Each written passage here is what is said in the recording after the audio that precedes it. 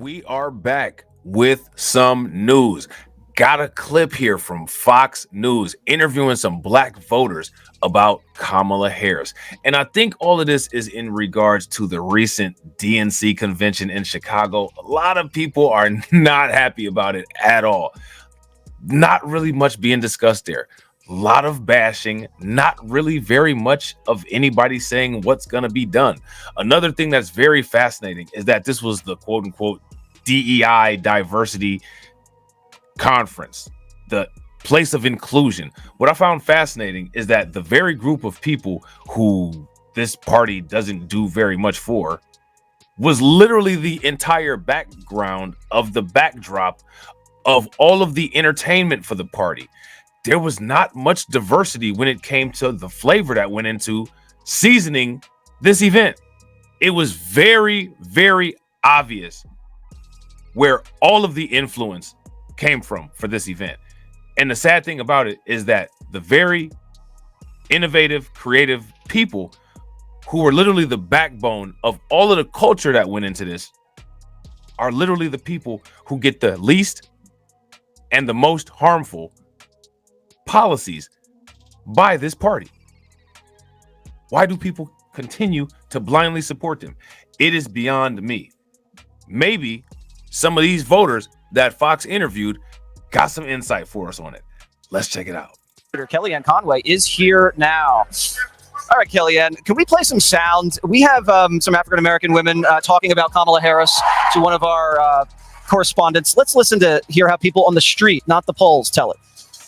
What do you guys think about Kamala? It'll be cool. She's terrible. If she comes into office, it will be done. She doesn't give a because where was she at in these past 4 years and she's vice president? What has she done for us? She have not. Can you say one thing that I didn't even know she was the vice president. Can we say what she has done?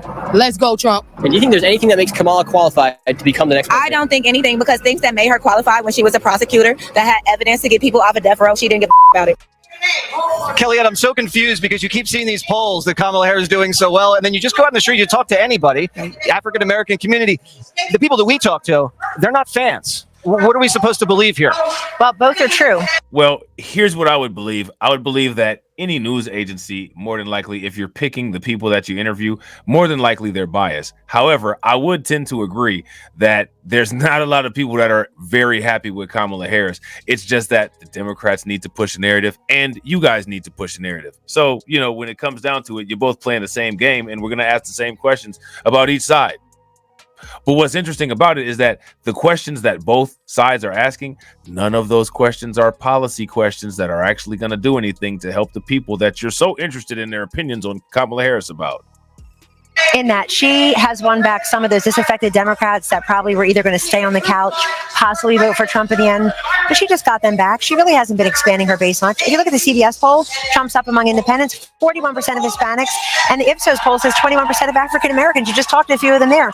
Jesse, I think it's a short-term benefit for Kamala Harris to be undefined and a long-term risk because Trump's pounding her. Yes, they're his and J.D. Vance's schedule, talk about the economy, crime, the wars, certainly the border, but they're also, his super PAC is spending $100 million on Kamala Harris, in her own words. Not the gaffing and the laughing, but it's when she finishes her sentences, she becomes really scary as our potential commander-in-chief and president. If you don't believe us, believe her. And they're showing her in her own words. You want Trump 2019, when we had wage growth, low inflation, low interest rates, energy independence, or do you want Kamala 2019, Medicare for all, no fracking, reimagining public safety?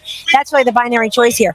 And now, mind you, when it comes to Kamala Harris, most of these issues are issues that she had a previous difference of stance on.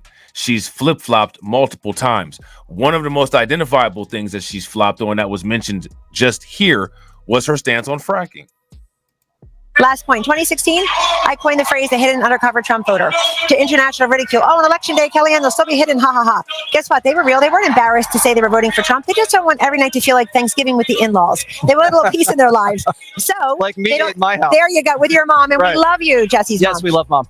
And we're trying to convert you. However, it's a true thing. You're not going to find a single hidden Kamala Harris voter in this country. They're all out and about. They're happy to tell you. We see in our own polling now, a lot of liberal women picking up the phone out, want to participate. They really didn't want you before.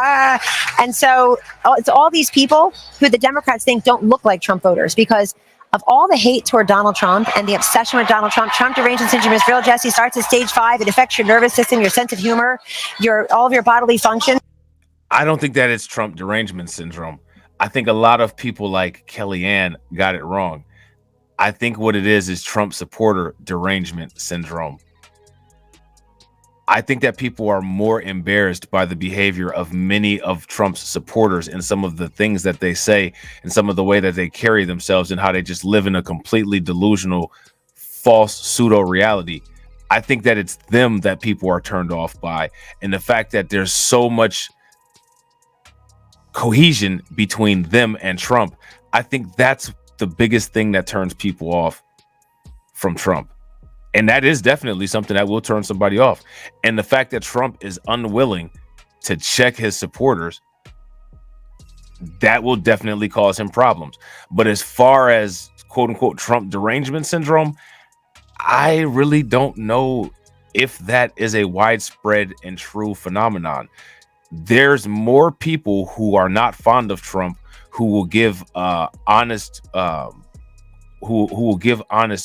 credit to things that Trump has done right, or ways that Trump has made things easier or better for them than I've seen with other people in other situations. So it's really interesting how that dynamic works.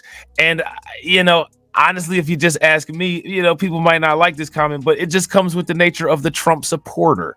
If you ask me, Trump is his own kind of person. The Trump supporter is a different kind of person than a Trump. Trump is a business person. Most of the people that are Trump supporters, they're not business people. They're not business people. They're loudmouths, hot air, and people who are not having a good time in life, that are just kind of anxious and feel like they're losing their grip on things that they thought that they had, that they are now coming to find out that they really didn't have. So they want to have somebody to blame that on. And Trump, he feeds into that, but also he does do some things that are just practical and common sense that are, to me, they just make way more sense than a lot of the stuff that the Democrats do.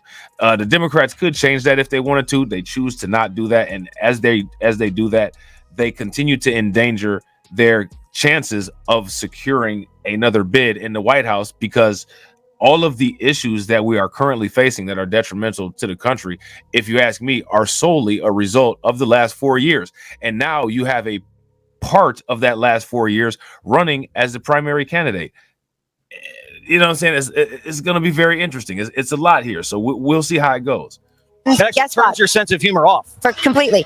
But if they had spent an iota, a scintilla of the time that they spend on obsessing over Donald Trump, learning something about his voters like you and Johnny do every day, it might be a different dynamic. But instead, they call them names. They're not interested in learning what motivates them to support Donald Trump. And Kellyanne, if they're so focused on Trump, they're not focused on the vote. On us. That's it. That's all they think about. It's an old saying. You look at the last, or you want to tell me what the old saying? Sure, because I'm old. The old saying is that big people talk about big ideas and small people talk about other people. And that's what we have. But you're right. Are you saying I gossip too much? No, not at all. I think it's all out and about. But you're right. If they're talking about Donald Trump, they're not talking about their own policy prescriptions. Click here. And I gotta agree with Kellyanne right there. We saw that at the DNC convention. They're not talking about policy prescriptions. And another thing that they're doing is they're releasing incomplete policies and expecting people to kind of just, trust them at their word without, mitering the corners, so to speak. So I don't know.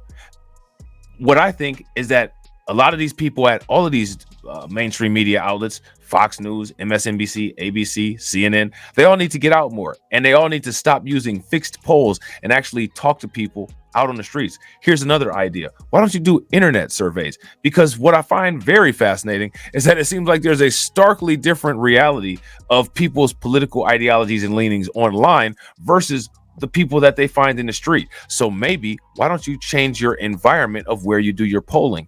Poll people online, bring people onto your channels from online, and have discussion with people online instead of just coming up with fixed survey models that serve your purposes.